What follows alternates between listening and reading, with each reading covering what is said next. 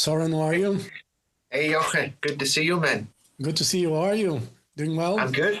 I'm good. And you're always from Portugal, right? Yes, I am. Beautiful. Beautiful. Extremely warm now. Yeah. It's kind of mild here in Denmark. It's like 20 degrees, but it's probably really warm in Portugal. Yeah, it's really warm now. I was in Copenhagen, was 2018, and I went for the Iron Maiden show at the Royal Arena. And it was warmer in Copenhagen than it was in Lisbon. Really? It was that week. I think that week in Denmark was really, really warm. And, I left Lisbon was like 20, 21, 22 degrees. And in Copenhagen was like 25, 26 or something. Yeah. So, sometimes it goes crazy up here. Yeah, it's nice. I mean, you guys deserve it as well, Fantastic. And you played some live shows last month, and how did those shows go for you? Those solo shows? Well, it's kind of a trip for me that this whole project actually exists. I don't know if you know about it, but my idea with this whole instrumental thing was just for fun. I played with Glenn Hughes and I worked with Mike Tramp, and I'm mixing for Thunder Mother, producing for a lot of different bands. But then obviously I was like, wait a minute, I'll record these songs, I'll put it out and see what happens.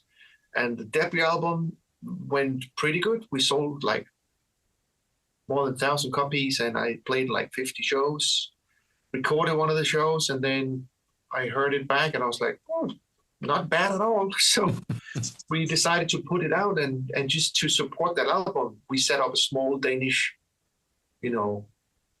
tour of 15 shows, I think. And it's been pretty impressive that we sold almost like 200 tickets everywhere. We went on a platform of instrumental guitars that never hits the radio at all. So yeah. I'm pretty surprised. Is it surprising that, when instrumental music is good, it's good. There is no two ways about it. But, it seems to be, and I talk a lot with bands, especially the older school kind of bands, and it seems to be a lost art, that musicianship, that, a band from the 70s, a band from the 80s, instrumental music, it's not something that a lot of new musicians can do. There's quite good bands out there, younger bands, heavy metal bands, but they're not, if you tell them to play an instrumental song. Well, I think that some of the legacy that I come from, I stand on shoulders of Satriani and Steve Vai, but even go further back to film music, like Hans Zimmer, like John Williams, the Star Wars and the Jurassic Parks and the Ghostbusters and all these 80s massive movies. I grew up on Top Gun, I grew up on that type of songwriting where you write a melody, and a melody can go all the way through the radios and become a big hit. So if you listen to my albums, my instrumental songs, it's very focused on melodies. Yeah. Right? There's some shredder stuff, but not much. It's more like melodies and parts and, arpeggios and stuff that I think sounds musical. And that is missing a little bit for the new generation. I think a lot of those, I follow a lot of instrumental players and they can fucking shred my ass off, but I'm missing a little bit of melody here. Yeah. It's a little bit of like, just listen to, I mean, it's beautiful, Yeah. When you can sing a melody, it's a good one. I know. That's normally the trick to, when bands know it is going to work. Like if you can sing it, if you can hum it, it's yes. good. If you have to try to explain and try to show, you're wasting your time. Sing it, it's good, go ahead with it. Yeah, man. Yeah. You're right. Absolutely.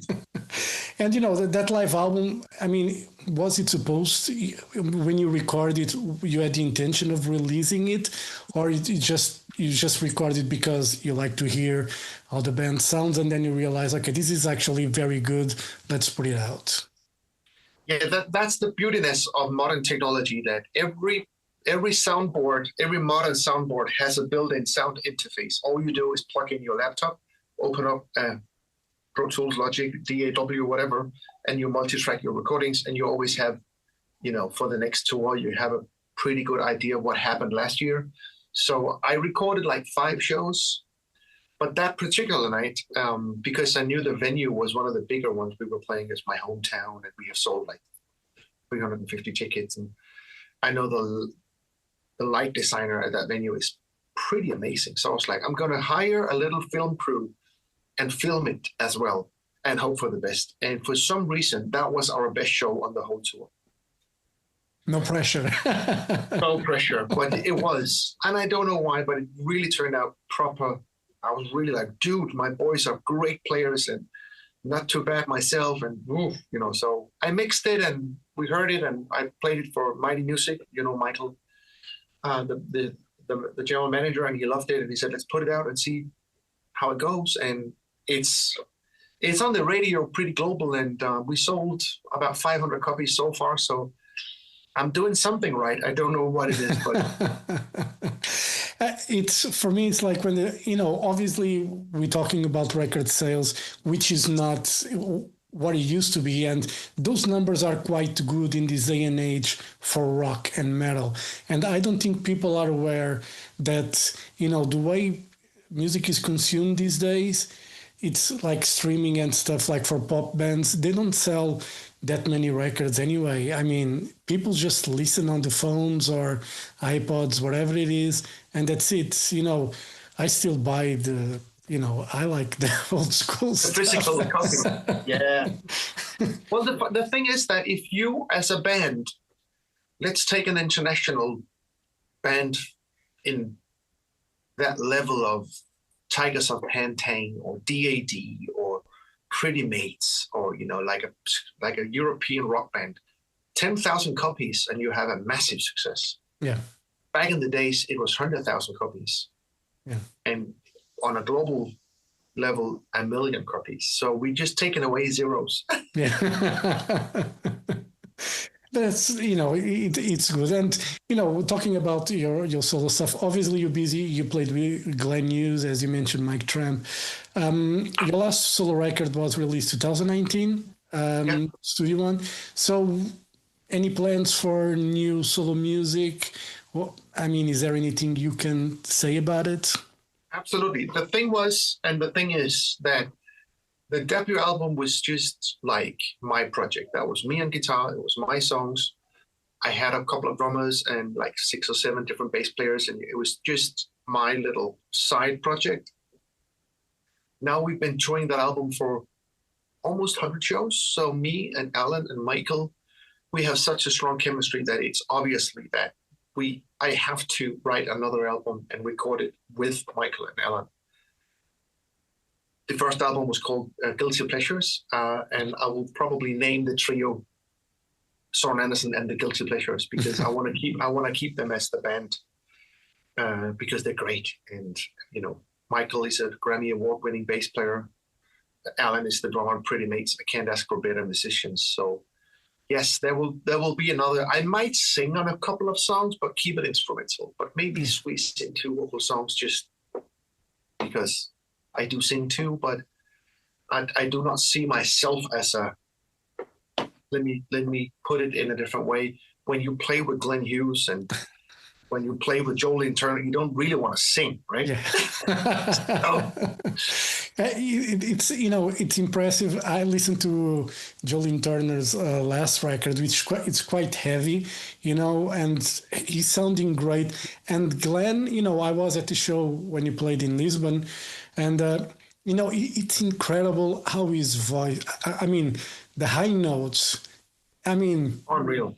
Unbelievable. How, I did an interview with him before the show, and, I just asked him, how do you keep your voice like that? What is the trick? and I guess just genetics at the end. Yeah. He's a gifted guy. He's a gifted and very talented musician. And, you know, I think the last man standing will be Glenn, because he's now 73 years old and he hasn't changed at all. It's exactly the young Glenn voice, 1-to-1. So he's just gifted. I don't know what it is, but I do also know that because he's constantly touring, he keeps it in shape. Yeah. Right? Yeah, I guess that's the trick. You know, it's just, the voice is just like an instrument. You need to practice, otherwise it's incredible. And I was that tour with Glenn a couple of years ago. It was a good tour for you guys. Oh, it's been amazing. 23, 24, we've been on the road for pretty much 2 years, and you know, to tour America, to tour South America, to tour Europe, and down under Australia, and back to UK, and back to US, and back to, you know, it's been amazing. And for me, I mean, I'm born and raised in Denmark, and I live in Copenhagen. And to get an international gig for a guy who lives in Scandinavia, yes, a lot of Swedes have a lot of, you know, international work, but from Denmark, you know, it's not a lot of people that actually go out. Yeah. We have Ida, who played with Prince. We have a lot of cats that, you know, but not many. Yeah. So thankful and really, really like appreciated that Glenn, he took me under his wings and kept me for, 17 years. I've been with Glenn for 17 years. Yeah. And you know, when you guys play those shows, you know, what is your favorite one, the one song to play, you know, from those classic Deep Purples? I mean, they're all great songs, those Deep Purples songs, but is there one that you get like goosebumps every night you play? I gotta be honest that the obvious songs like Mistreated and Burn are always crowd pleasers, and it's always such a, you know, when you do Mistreated and you see the whole audience throwing up beers and hats and fucking everything, you know, that has some kind of an impact on me. But from a guitar player point of view, I always have a joy playing You Fool No One. Yeah. From California Jam. Burn, you know, that song is so crazy. Yeah, that's one of, actually, it's one of my favorites. It's just a great melody that he has as well. You know, that song, it's, you know, it's, yeah. I mean, Richie Blackmore, he's a talented cat, as they say. You know, when he came to those little things. But again, you know, having Glenn playing the bass and, you know, singing is just fucking phenomenal. Unbelievable. Phenomenal. Yeah. And absolutely. You know, you're a guitar player, a songwriter, but you're also a producer. Do you prefer any of those roles, or they're all as satisfying for you? Yeah, I think that I keep it up and keep my workflow kind of present with touring, and then go back and isolate myself for a month or two and produce something, and then go out touring. I kind of like that diversity. And I think I become a better guitar player the more I produce. And I think I become a better producer the more I play. So every time I go out to do a festival, I always come home with a new idea of what actually works on a festival. I mean, we went to Sao Paulo and I saw like 10 or 15 different bands, and you pick up something every time you go to a show. You go, oh, that's a smart like show opener, or I like that, you know, section where that happens, you know. So I always get inspired and bring all these ideas home, and then, you know, do my version of everything I experience. And then after 2 months, I miss the road and out in the tour bus. And I always bring my laptop and a Pro Tools with me on the road. So the problem with me, Jorge, I'm working constantly. I don't know what else to do. I don't have kids. I don't have a real job. I'm just making music. but that's one of the things I say. I have my radio show. I do photography for concerts as well, and I have my day-to-day job, which allows me to do all this anyway. And I work on the Portuguese broadcaster, so Yeah, I'm fine. I'm doing this for over 25 years now. And, yeah, I get home, I like to listen to music, prepare the radio show, do all that. And I don't mind being up until 10 or 11 just working. And people ask me, like, well, why don't you stop doing? I'm enjoying doing this. It's not. it's because you're like me that you. I always say that we have that flu, we have that virus in our system, and we will never get rid of it. Yeah. It's like a musical COVID. It's there forever, and I breathe it, I eat it, I dream it, I think it, that's what I do. Yeah. I got right behind my camera. I got like 50 books by autobiographies of rock and roll. I got 5 guitars in a studio here in Copenhagen. I have a big studio, and right out there I have a storage room full of my equipment. Everything is just music, like you. Yeah. That's how it is. Yeah, it's I don't know. For me, it's like when I go on holiday and I have to do those sometimes. After a week, I'm just bored. I need to get to my music. I need to listen. I need to prepare radio shows, prepare interviews. That's what I like to do. I like the sun and being out and enjoying, but I prefer, this side of things where I can talk with an artist. I Yes. can prepare and listen to music. It's way more interesting, and I don't know. It keeps me alive, as I normally say. I know exactly what you're saying. And how many times have we tried to go to the pool with a book and you read something and you try not to think of music, and after lunch you go, boom, I want to hear the new Rival Sons. Oh, that's a good track. Fucking. Yeah, it's a good disease to have anyway. Yeah. And so that work as a producer, you work with a broad spectrum of artists. You focus more on the rock. How does it work with you when it comes to, if someone asks you, I want you to produce my records, you listen first to what the band plays, or if you have the time, you'll just do it regardless of the style? Yeah, how can I say that?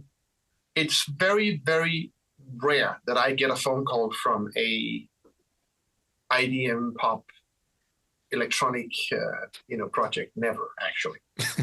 It happens that I do some acoustic stuff like folky or country or like rootsy Americana, because I do have a big heart for Neil Young, Tom Petty. I grew up with Crosby, Stills and Nash. That kind of music was my mom's. She loved that acoustic pop music.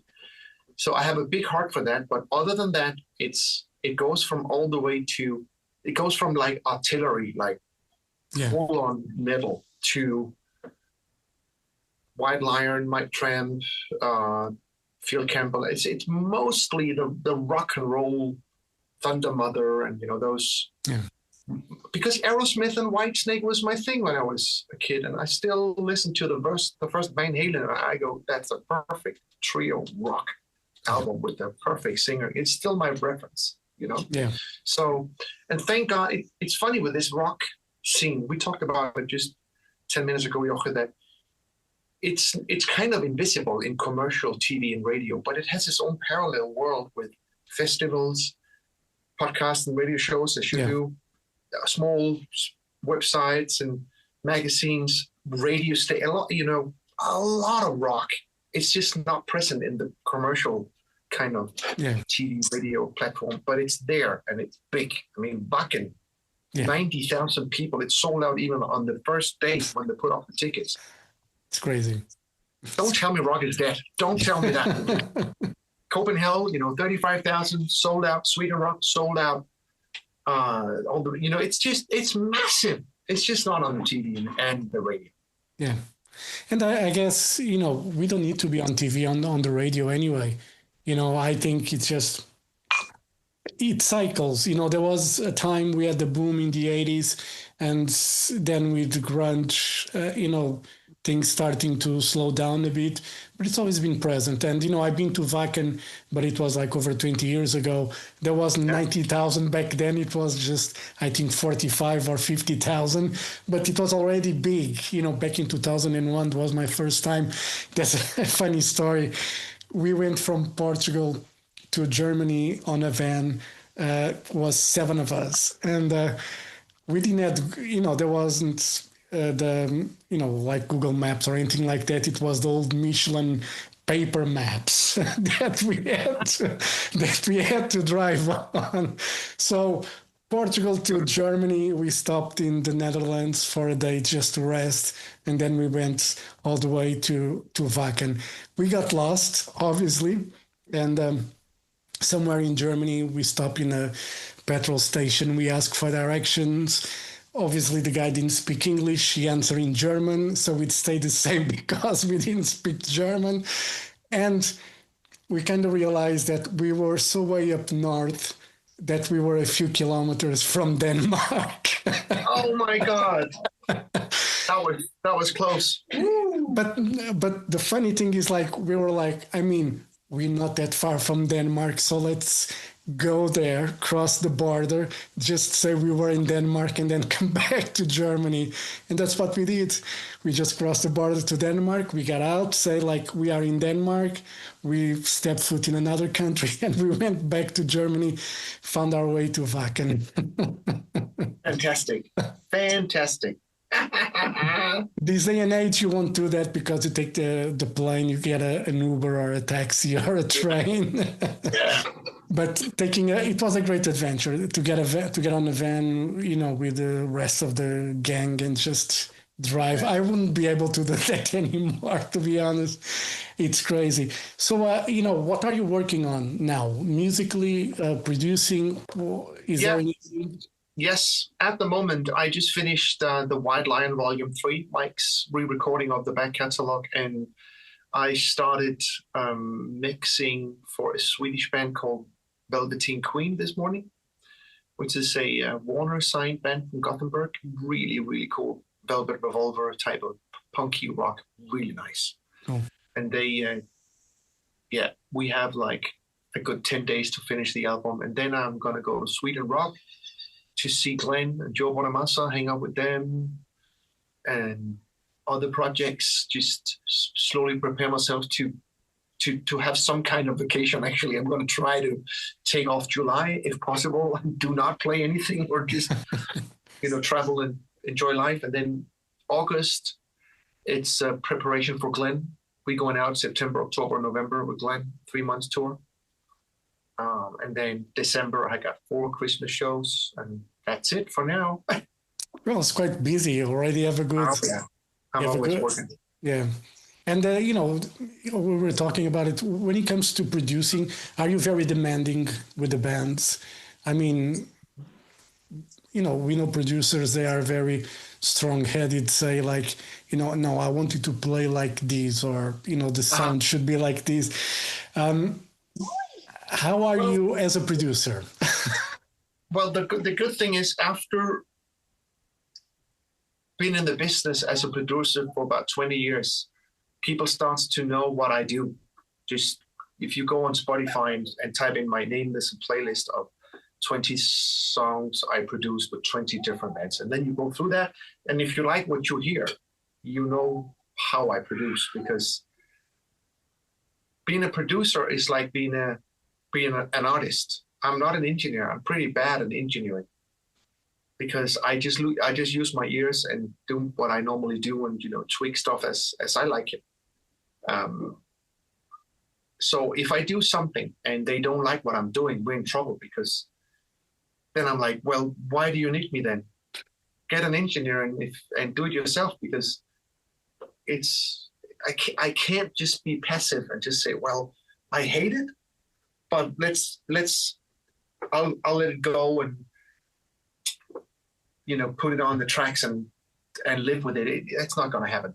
I have to be involved and have to understand why we are doing what we are doing. But I also, thank God, so far, I connect with these bands because they know what I come from and how I mix and how I, Yeah.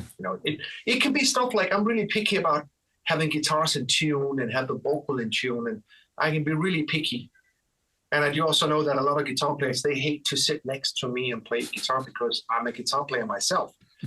And, I play with Glenn Hughes and I'm a decent guitar player. So it can be kind of pressure for somebody, but I'm like, guys, we only in this, just play for fuck's sake. You're a great player. You'll be fine. I'll just isolate yourself with headphones and disappear and, imagine you're playing back in main stage 11 o'clock and fuck me, I want to hear you. So I always say that if, let's say the Velveteen Queen Boys is a good example. I'm the sixth member of the band in those 4 weeks where we produce. Yeah. They invite me in, but I do also respect they have ideas and they have an idea of what it is we're doing. So I'm just the sixth member. And then we have a record label. If anything fucks up, we send it to the label and they go, you should go with version 1. That's better. Yeah. Very good. And then, in the studio, did you still use the old analog effects, or do you embrace the digital world with Waves plugins and, Fab Filter, whatever? Yeah, well, I'm absolutely a hybrid guy. I use a lot of analog shit. I like Neve preamps and tube take compressors and, LA2A limiters. I use a lot of old Neumann microphones, and I have a huge collection of shit in my studio. I love miking up guitars and fuck around with mics and, different cabinets and speakers. And I spend a lot of time with the band to capture the right tone that fits the player, tuning drums and changing cymbals. So I'm very much an analog guy, but as soon as it's in the box, I keep it in the box. I stay in Pro Tools because total recall is very, very valuable nowadays. That means if I do a mix and the record label, they go, the stuff you did 2 weeks ago, it's brilliant. We just need the vocal up 1 dB. Then you're fucked if you have it on a console, like an analog console. So I keep it in the box as soon as it's recorded. I do also use guitar plugins now and then. Depends on what we're doing, but sometimes I might go an amp and sometimes I go with a plugin. It depends on. Yeah. Do you have a favorite amp? What is your go-to when you're playing? As speaking to the guitar player in you, what is your perfect combination? Guitar, amp, and effects, if any. What is the perfect combo for you? I always go straight in. Maybe hit a tube screamer first or a little booster, if I need it. But pretty straight into JCM 800s. That's my JMPs or JTM 45. I have a huge collection of Marshall amps. I'm a Marshall guy. It's if you know about me, I grew up on Van Halen and Gary Moore. I grew up on Richie Blackmore and Anchorshot. It's all Marshall players, Jimi Hendrix. It's that tone is you can't beat it, and I still stick to that because I have a beautiful relationship with Marshall amplifiers. Yeah. So they take care of me when we're on tour, and they still do great amps. So straight into our Marshall, and then I got a big heart for the 12G 75 speaker, the standard 90s selection. I love it. I do also like the vintage 30s. I used to play greenbacks, but I kind of left them because the G12s are just my favorite speaker at the moment. Pedals, always a wah pedal, always a booster, some type of phasers from MXR and Foss pedals from Voodoo Lab and stuff. But everything like delay, reverb, stuff that happens after the amp is from Pro Tools. Chorus, reverb, everything. It happens in the box. Cool. I remember seeing Tin Lizzy, with John Sykes many, many years ago in Ireland, and I was surprised that he had his Les Paul connected directly to the Marshall amp. Yeah. And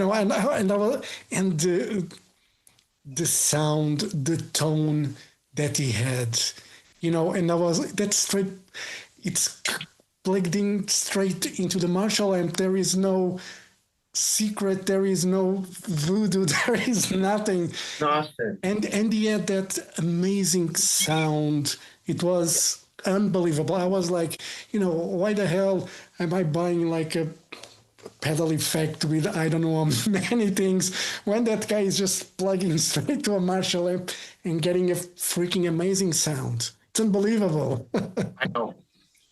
I know, it's incredible. It's incredible. But I always do that in the studio, just straight into a JCM 800, crank up the gain, find the sweet spot on the volume, and then if you need more juice, just push it with some type of tube screamer-ish pedal, and that's what I'm going for. Cool. And that's all you need. I mean, when you're a good guitar player, you're a good guitar player. That's it. Yeah. Thank you. When it comes to guitars, I'm a Fender guy. I grew up on Fenders. I adore Richie Blackmore and Inge Mustaine and these guys for their tone. John Norum from Europe, Jeff Beck, all that Strato style playing. And if I play Gibsons, it's mainly SGs. Yeah. If I need that more mid-rangey tone, it's a Gibson SG. And then I got a couple of those hybrid guitars I kind of built myself. This is one of my favorites, which is a reversed headstock Fender, but with PRF pickups. So this is the one I've been using on tour. This is at the moment my favorite guitar, but it's something I put together myself out of bits and pieces. But it really, really, really plays very well. Cool. Yeah, and that's all you need. For me, it was like with a camera that I had, and that camera and the lens that I had, I got amazing shots, and then it got stolen. And I never, it took me years to find the perfect balance again. And I still haven't found. Still looking now for the perfect combo again. And, it takes time, but it is what it is anyway. Yeah. Soren, thank you very much for your time. All the best for the tour with Glenn and the producing and all the stuff you do in between. And hopefully you can see you guys again soon in Portugal. With Glenn or yourself, it'll be a pleasure to have you back in Portugal.